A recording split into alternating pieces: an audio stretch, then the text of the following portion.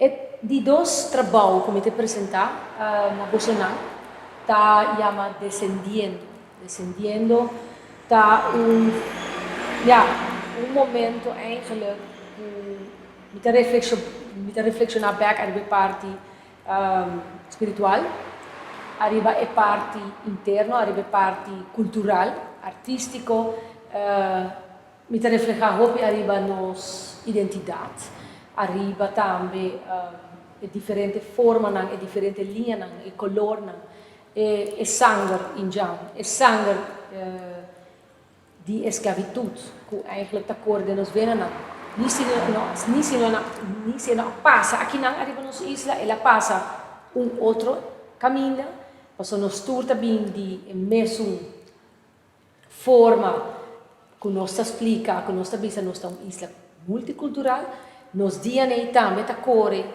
de nos culpa e no mesmo momento minhas coisas. Botawaku é nota diferente, e não tem a ver com o color, nós vemos sangue da cor, então sangue tem hopi unificação, tem hopi dolor, tem hopi frustração, tem hopi experiência, tem década, tem geração de nos culpa, que te refleja quem nós está agora, pero também nós não nos olvidamos nunca é sei, e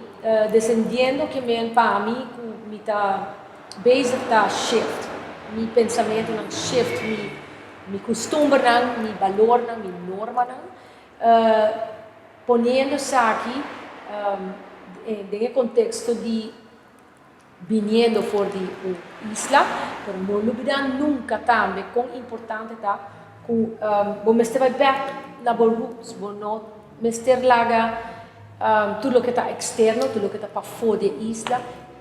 influenciamos, mas você tem que concordar também com a essência, você tem que concordar também com a conexão religiosa,